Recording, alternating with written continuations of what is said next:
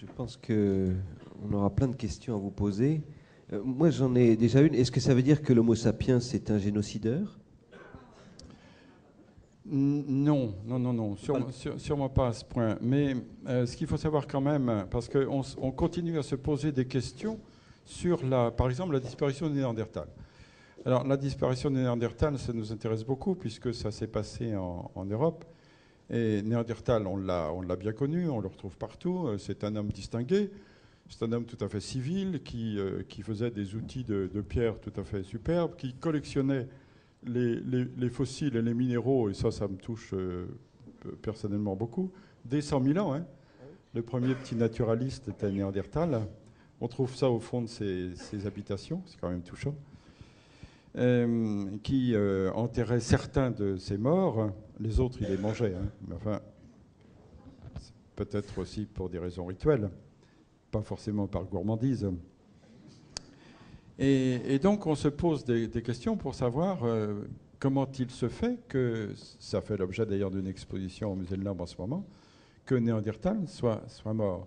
Moi, je pense que la réponse pourrait être simple. Je ne dis pas que c'est la vérité, hein, loin de là. Mais lorsque, dans un milieu naturel, encore une fois, dans un milieu normal, deux espèces de vertébrés se trouvent, deux espèces de mammifères, d'un même genre de mammifères, se trouvent confrontées, se trouvent associées dans une même niche écologique, elles sont en compétition.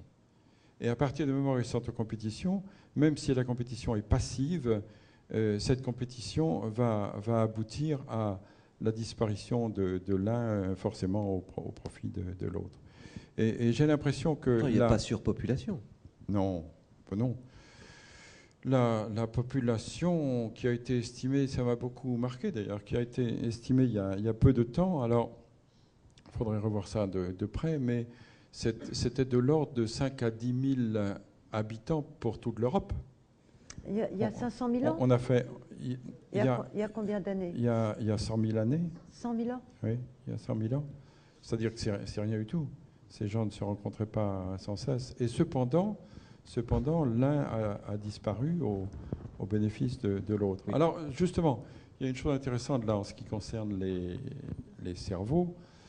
On a parlé d'immaturité tout à l'heure, ce qui est extrêmement intéressant, parce que c'est la gloire de l'Homo sapiens d'être immature.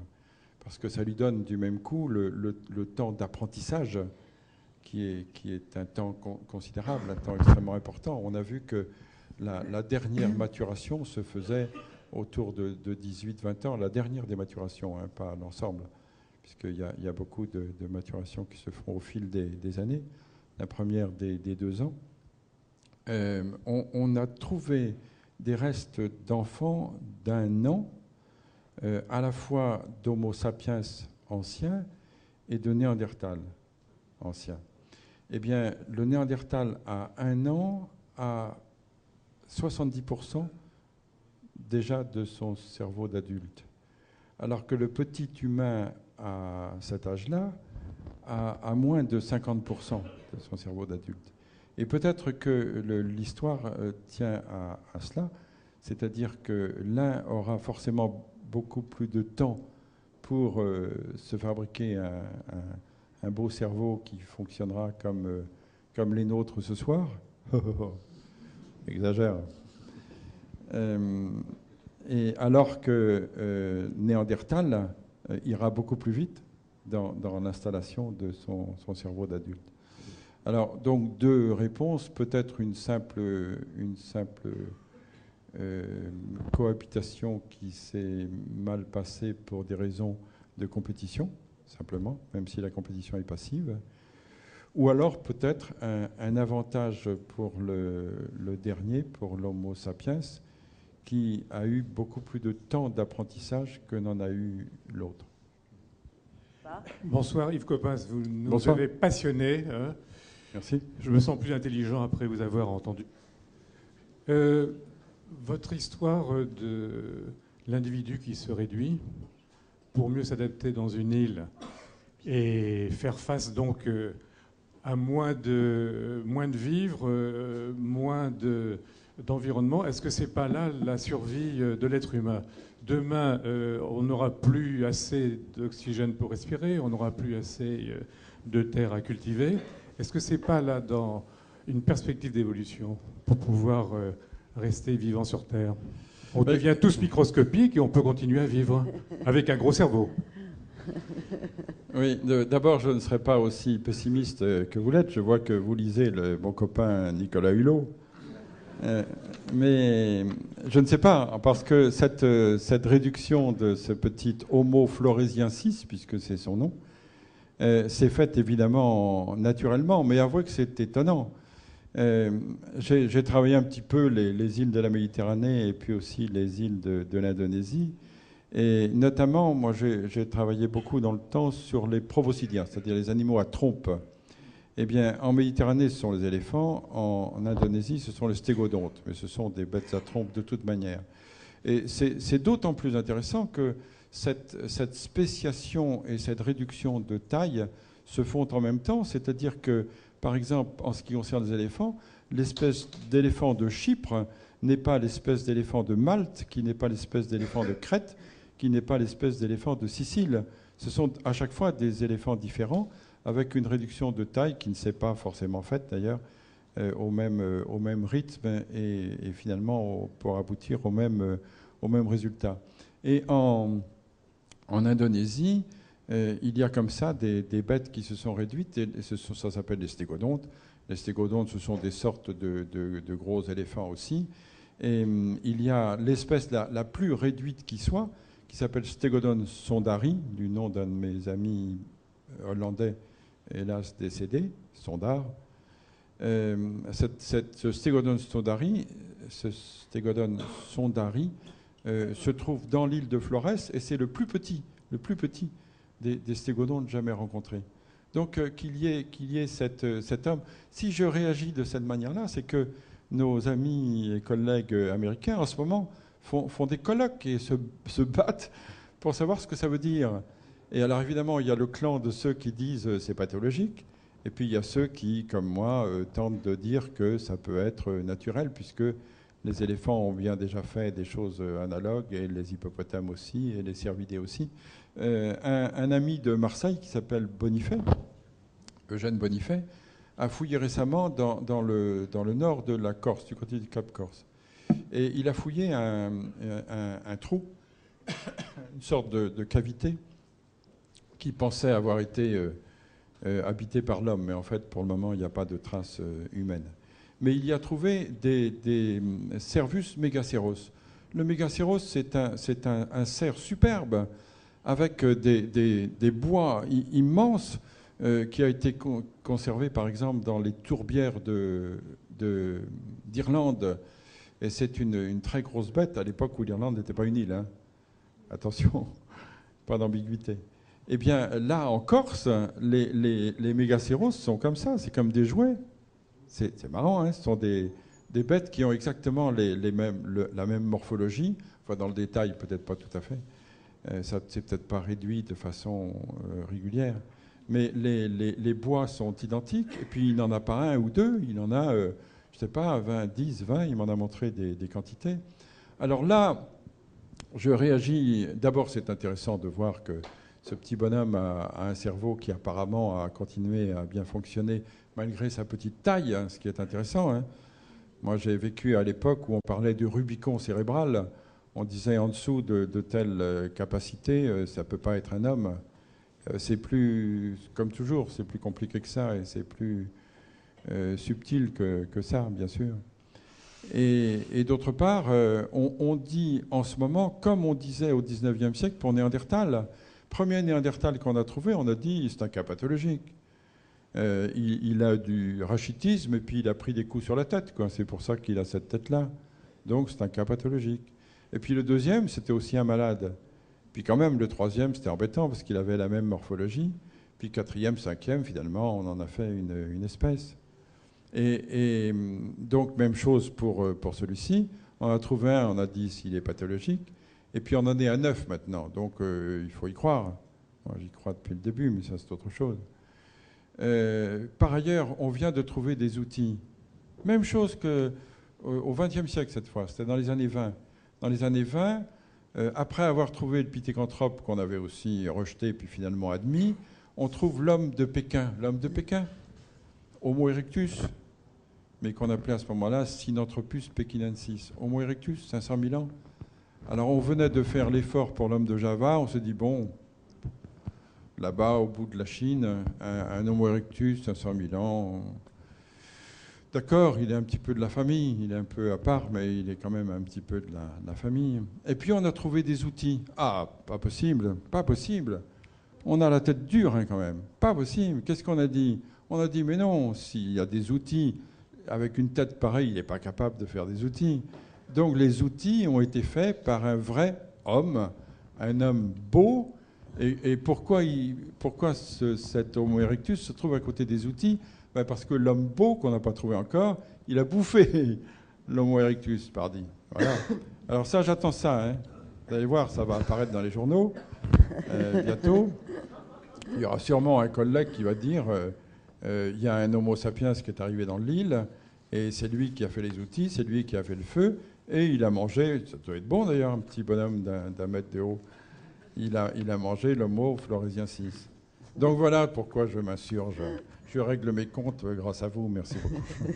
Mais quand même, c'est intéressant de réfléchir, je dis ça à mes collègues de tout à l'heure, là, au fait que cette tête soit de en 380 à 530. D'ailleurs, entre parenthèses, une affaire tellement humaine. Qui dit 380 ? C'est le découvreur australien. Qui dit 530 ? C'est l'Indonésien qui enrage de ne pas avoir fait la découverte lui-même. Il pousse un petit peu vers la capacité. Jacques Fouché. On a l'impression, en fait, à chaque fois que pour qu'une espèce émerge, il faut qu'elle soit séparée des autres, au moins en tout cas qu'il n'y ait pas de mélange des gènes. Et là, actuellement, on ne vit plus dans un monde où ne pas mélanger les gènes soit possible. L'homme continue à circuler et va continuer à circuler. Est-ce qu'il va pouvoir, en fait, évoluer ? Oui, vous avez tout à fait raison. Alors moi, j'ai beaucoup d'espoir dans la colonisation d'autres planètes. C'est un moyen de s'isoler. Parce que vous savez bien comment ça se passe pour l'humanité. Premièrement, sur le plan technique, elle saura comment aller voir les copains qui se sont installés là-bas. Mais sur le plan financier, il n'y aura jamais le budget. Donc, quand on ira les voir, ils auront changé d'espèce. Non, j'exagère, mais pourquoi pas d'ailleurs. Non, on parlait de Néandertal, de la raison de sa disparition, et on avait conclu au fait que ce n'était pas un génocide, mais que c'était ou un avantage dans la croissance. Est-ce que vous pourriez dire un mot du rôle de la main qui a pu se libérer et donc de l'habilité qu'elle a pu permettre ça, et puis le lien avec le langage éventuellement, et le fait que ce soit le côté droit pour la main et le côté gauche pour le langage? Bien sûr. Il est évident que c'est presque un classique de dire que l'homme a évolué sur le plan culturel, s'est développé sur le plan culturel en bénéficiant de cet échange permanent entre la main et la tête. Mais en fait, il faut aussi ajouter l'outil qui prolonge la main, il faut aussi ajouter le langage. Je crois que dans ce dialogue, qui n'est plus un dialogue, mais qui est je ne sais pas quoi, polylogue, entre le cerveau, la main, l'outil, enfin l'outil et la main n'en sont qu'un, et le langage, il y a eu certainement un effet permanent qui a facilité le développement de l'un, de l'autre et du troisième. En ce qui concerne la main d'abord, la main a curieusement, comme vous l'avez entendu, continué à exercer son rôle dans la locomotion, puisqu'elle a servi à l'arboricolisme pendant longtemps. Et ça se traduit, il n'y a pas beaucoup d'ossements de la main malheureusement, mais quand on trouve des phalanges, elles sont vraiment courbes, comme celles de grands singes. On en a des exemples chez Ardipithecus. Ardipithecus est un préhumain dont le plus ancien a 5 800 800 000 ans, il s'appelle Ardipithecus cadaba, et dont le plus récent a 4 400 000 ans, il s'appelle Ardipithecus ramidus. Donc Ardipithecus montre cette main préhensile. Et ça s'est vérifié aussi chez Lucie, qui grimpe encore. C'est vérifié aussi chez Aurorine.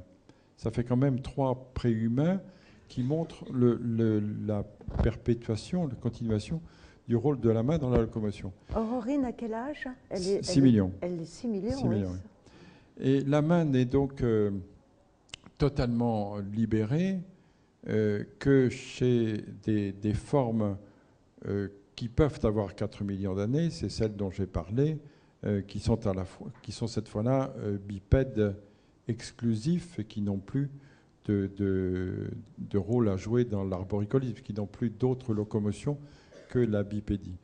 Alors la main était évidemment très importante et elle a joué un rôle essentiel lorsque en plus la conscience a émergé dans la fabrication des outils, ça va de soi. Je viendrai au langage tout à l'heure. Alors les outils, ça me permet de rebondir sur les outils, si je puis dire. Moi j'ai une chose qui me fascine, dans 2 endroits. Vous me direz que ce n'est pas une statistique, 2 endroits, mais quand même, c'est mieux qu'un seul. Dans 2 endroits, d'une part à Kadagona en Éthiopie, dans l'est de l'Éthiopie, et d'autre part à Lokalelei au Kenya, on a côte à côte, un site d'outils extrêmement élaboré,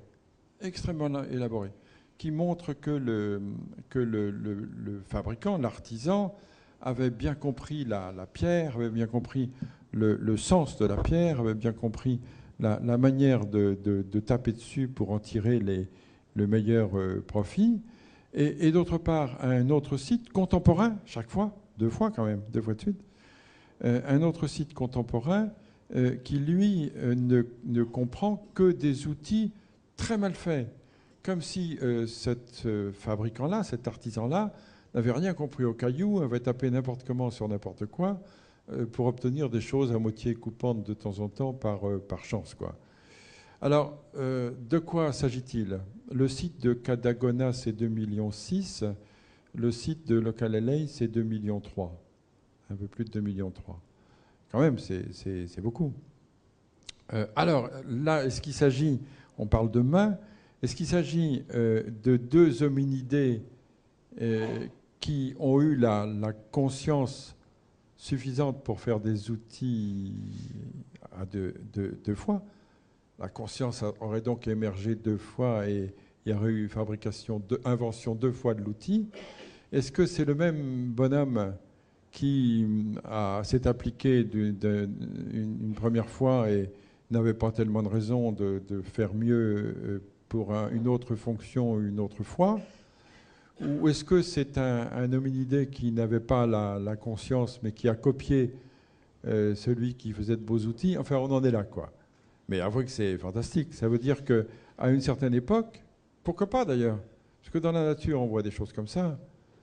Quelqu'un de nos collègues l'a dit tout à l'heure que la nature se copiait, trouvait des systèmes qui quelquefois étaient reproduits parce qu'elle n'a pas toujours 36 000 manières de régler les choses. On retrouve beaucoup de choses comme ça comparables. Et là, pourquoi pas? À un moment donné, il y a eu une émergence de la conscience chez peut-être plusieurs hominidés au sens large, c'est-à-dire chez l'homme, mais peut-être chez quelques préhumains. Puis ça a périclité chez certains, ça a continué chez d'autres, quoi. Le langage. On me dit, Lucie parlait-elle? Alors, c'est rien. Je peux vous raconter encore une autre histoire. J'ai dit un jour rapidement que j'avais trouvé un fossile en excellent état de conservation et le titre du lendemain c'était Copain a découvert un fossile en excellent état de conversation. Alors le langage chez les primates, la communication existe bien sûr. Et chez les préhumains qui étaient déjà un peu cérébrés, elle devait exister de manière assez élaborée. Alors on peut communiquer de 36 manières.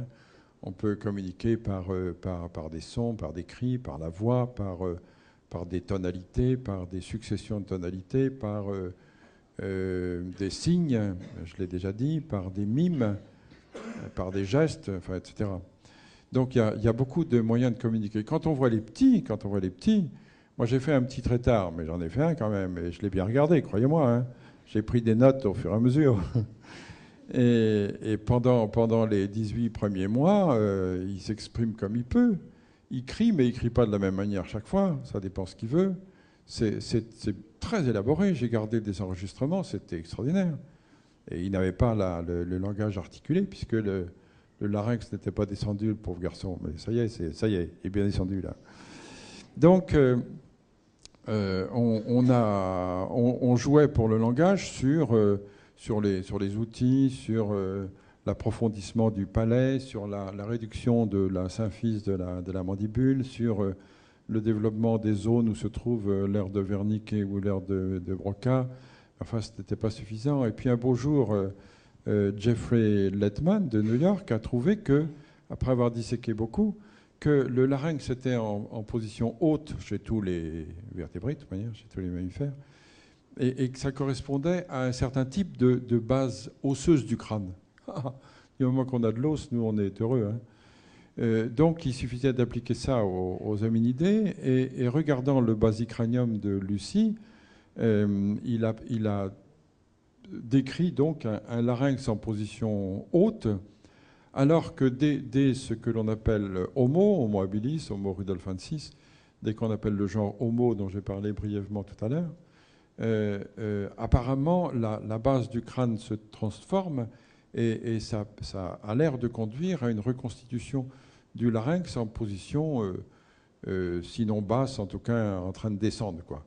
Et quand on arrive à l'Homo erectus à 1 million 700 ou 800 000 ans, là, ça y est, c'est installé très bas. Donc, si c'est installé très bas, ça veut dire que la caisse de résonance est installée entre le larynx et la bouche. Le pharynx, il joue son rôle, la bouche aussi. Enfin, tout est en place, y compris dans le cerveau, pour qu'il y ait une expression de langage articulé.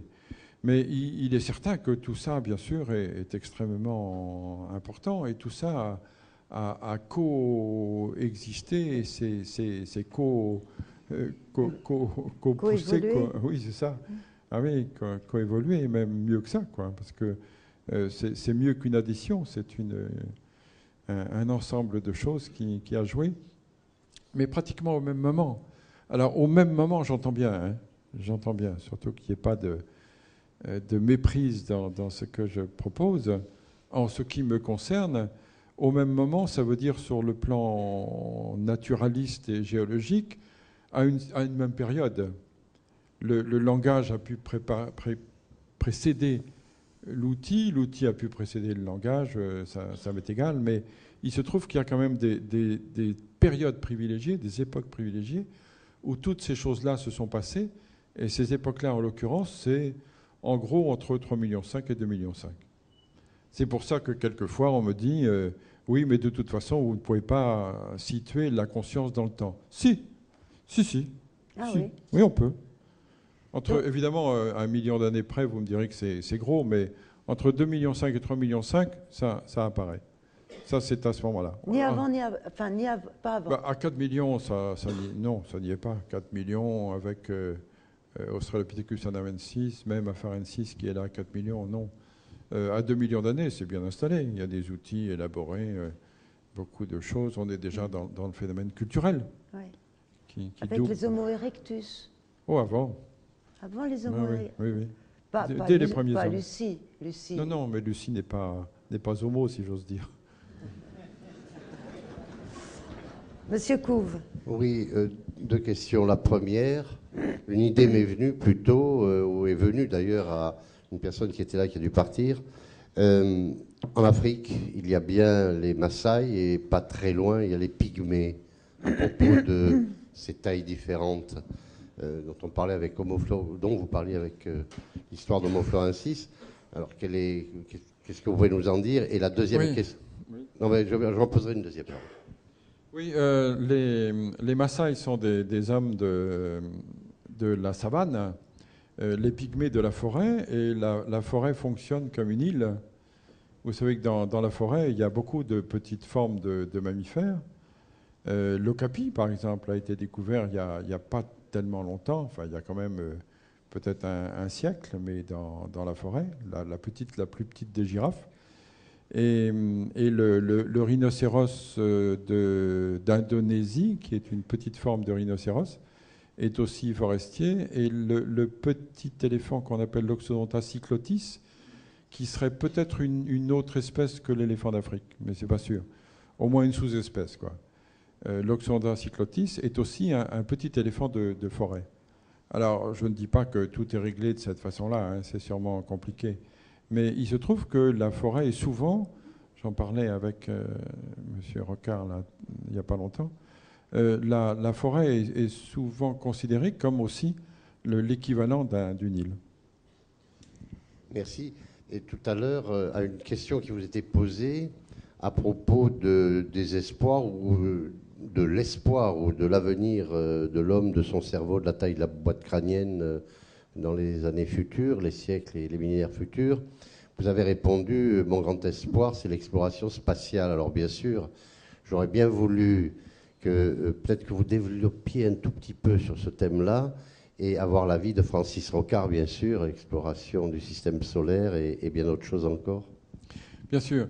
Je voudrais, à propos de cette affaire d'abord, du développement du cerveau dont on parlait un petit peu tout à l'heure, il semble que au fil de l'évolution, au fil de l'histoire des primates, et puis plus précisément de l'histoire des grands singes, et puis plus précisément de l'histoire de l'homme, il y a eu un développement du fœtus qui a été de plus en plus raccourci. Et certains neurologues disent même arrêtez. Et ceci a entraîné un accouchement prématuré. Et en tout cas, ce que l'on sait, ça c'est un constat, c'est que ça se dit couramment, comme vous le savez bien, c'est que le petit de l'homme serait incapable de survivre s'il n'était pas assisté, alors que le petit de la jument ou le petit de la vache se débrouille très vite, tout seul et très bien. Donc on peut envisager, toujours avec cette perspective du passé, un avenir dans le même sens, c'est-à-dire avec un accouchement encore plus court, encore plus prématuré. Alors on a dit, mais ça c'est purement spéculatif parce qu'on n'a aucun moyen de mesurer ça, que le temps de portage, le temps de grossesse, aurait pu être plus long dans la préhistoire. S'il est à 9 mois aujourd'hui, il peut devenir par suite encore plus court dans l'avenir. Ça irait en tout cas dans le sens d'une naissance encore plus prématurée, d'une assistance encore plus grande du petit encore plus longtemps, mais du coup un temps d'apprentissage encore plus long, ce qui lui permettrait de fabriquer sa tête, sa fusée, sa tête encore mieux. Enfin voilà, ça c'est un peu de la spéculation, mais quand même, quand on regarde ce que sont les primates par rapport à l'homme, le petit de l'homme est incontestablement le petit qui est le plus longtemps dépendant par rapport à tous les petits de mammifères et même par rapport à tous les petits des primates. Alors maintenant, l'avenir dans les étoiles et dans les planètes, oui, mais ça c'est ma futurologie fantaisiste, mais je vous raconterai des histoires après, mais je laisse à l'expert s'exprimer là, bien sûr. Alors, bon, moi je vais vous raconter une histoire parce que elle est intéressante. C'est un roman de science-fiction où finalement l'homme découvre que Jupiter est un paradis, moyennant une transformation digne de la science-fiction. Il faut passer dans un sas très spécial, et à ce moment-là, on arrive sur le paradis qui est Jupiter, en supposant qu'il y ait une surface, qui n'est pas le cas, mais c'est pas grave. Et le résultat, effectivement, dans ce roman qui va très très vite dans l'avenir, c'est que la Terre se dépeuple. Parce qu'évidemment, tout le monde va dans le paradis, et il reste à Genève. Pourquoi à Genève ? on a mis sous cloche, finalement, les derniers hommes qui ne sont pas partis au paradis. Alors, c'est une belle histoire, mais ce que je peux vous dire, c'est qu'il n'y a pas de paradis dans l'environnement de la Terre, que Jupiter n'est absolument pas un paradis, que tout ça est très hostile, et que dans le système solaire qui est à, allez, on va dire 1 heure-lumière, c'est-à-dire la distance que parcourt la lumière pendant 1 heure, il n'y a rien. Il n'y a rien pour coloniser et vivre en autarcie ou en autonomie sur... tout ça est extrêmement hostile. Donc, si on veut espérer coloniser quelque chose, et je vais faire court, il faut aller vers les étoiles voisines. Et là, c'est digne du 21e, 22e siècle, en termes de chronologie et de technologie nécessaire, sachant qu'on n'a pas trouvé l'endroit, mais on pourrait imaginer tout à fait en trouver un. Et alors là, il faut effectivement concevoir que c'est une petite population qui va partir, financée par la Terre, et on va vous dire, ben vous, voilà, vous allez être nos pionniers, les Pilgrim Fathers, si je puis dire, et vous ne reviendrez jamais, parce que déjà le voyage va durer des années, et vous allez fonder et coloniser tel endroit. Et à ce moment-là, on verra d'ailleurs si dans 1000 ans, vous allez devenir tout petit, ou si vous allez être très différent de nous. Ça, on peut le concevoir dans un siècle. On va devenir une boule. Après, avec les problèmes génétiques que ça pose quand même, de croisement entre... Un siècle, c'est rien du tout, oui. Mais... un siècle parce que je suis optimiste. Francis, faut juste parler des distances, parce qu'admettons que Mars soit habitable, qu'on rende cette planète habitable, elle est très très proche. Mais si on va à côté d'autres étoiles... C'est quasi impossible. J'ai oublié de dire que je quand ne même. crois pas une seconde à ce qu'on puisse rendre la Terre Mars habitable. J'aurais peut-être dû le dire, alors, mais je n'y crois pas du tout. Mars inhabitable, après... On joue à l'apprenti sorcier en voulant modifier comme ça, avec de la poudre à perlimpinpin, le climat de Mars, mais ça, je crois que c'est une totale utopie. Bon, on n'ira pas demain. Hein. J'ai été... Non, mais je ne suis pas pressé. J'ai été un jour l'invité de Cavada. Enfin, j'étais l'invité aussi, mais là, j'étais l'invité de l'invité. L'invité principal était Hubert. Hubert Reeves, oui. Oui, pas Curien. Hubert Reeves. Et donc, Hubert était là à côté de moi, et on parlait de ça. Et je dis, mais je savais bien ce que je faisais, hein, je dis... finalement, Hubert va vous en parler, mais la solution, bien sûr, comme on aime bien la Terre, au lieu de se déplacer soi-même, c'est de déplacer la Terre. On a maintenant des plastiques, on sait bien faire ça. On peut envelopper la Terre pour, le long de la route, ne pas perdre ni l'atmosphère ni l'eau, ce serait bête. Autrement, ça ne servirait à rien. Et au lieu d'envoyer les fusées bêtement en l'air, on les regroupe, on fait la mise à feu, puis on va bien voir si la Terre bouge. Si la Terre bouge, ma foi, on peut l'expédier pour aller la mettre en orbite autour d'une autre étoile plus jeune, puisque la nôtre, là, notre Soleil va s'éteindre dans 5 milliards d'années, donc il faut y penser, il faut faire vite. Et je dis, mais Hubert connaît ça bien avec moi, il veut vous en parler. Il était embêté, le pauvre Reeves. Il m'envoyait des coups de pied sous la table et il disait... C'est pas très au point, c'est pas très au point.